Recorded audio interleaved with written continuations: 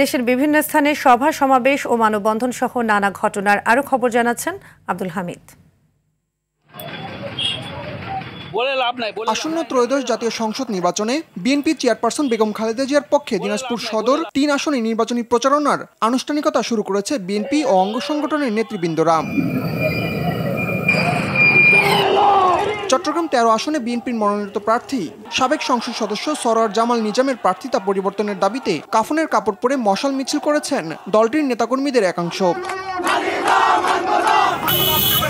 কিশোরগঞ্জের করিমগঞ্জে বিএনপির vice chairman ও সাবেক শিক্ষামন্ত্রী ডক্টর ওসমান ফারুকের নির্বাচনী মোটরসাইকেল শোডাউন অনুষ্ঠিত হয়েছে।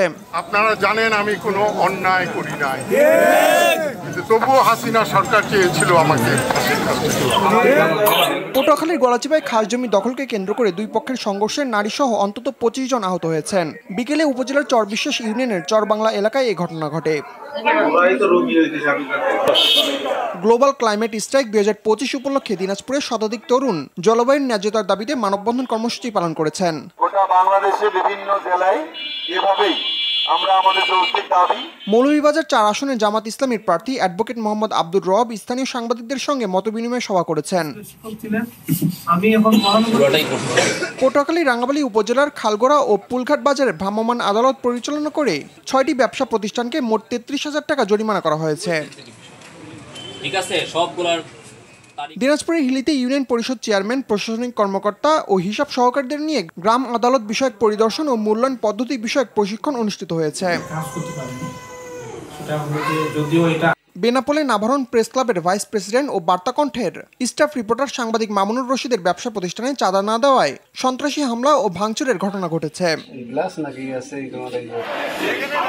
আসন্ন নির্বাচনে যশোর ৩ আসনে বিএনপির মনোনীত প্রার্থী অনিন্দ ইসলাম অমিতের পক্ষে গণসংযোগ করেছে যশোর নগর ও সদর উপজেলা স্বেচ্ছাসেবক দল। পিরোজপুর ২ আসনের বিএনপির মনোনীত প্রার্থী আহমেদ সোহেল মঞ্জুর সুমনের পক্ষে ধানের শীষ প্রতীকে ভোট চেয়ে কাউখালী উপজেলার বিভিন্ন স্থানে গণসংযোগ ও লিফলেট বিতরণ করেছেন দলটির নেতাকর্মীরা। বিএনপির ভারপ্রাপ্ত চেয়ারম্যান তারেক রহমানের নির্দেশে ঝিনাইদহের মানসিক প্রতিবন্ধী নাজনীনের পরিবারের পাশে দাঁড়িয়েছে আমার বিএনপি পরিবার। রহমান সাহেব এবং তার পরিবারের জন্য দোয়া করবেন। নওগাঁর বদলগাছিতে ৭ শতাধিক সনাতন ধর্মাবলম্বী পরিবার বিএনপিতে যোগদান করেছে।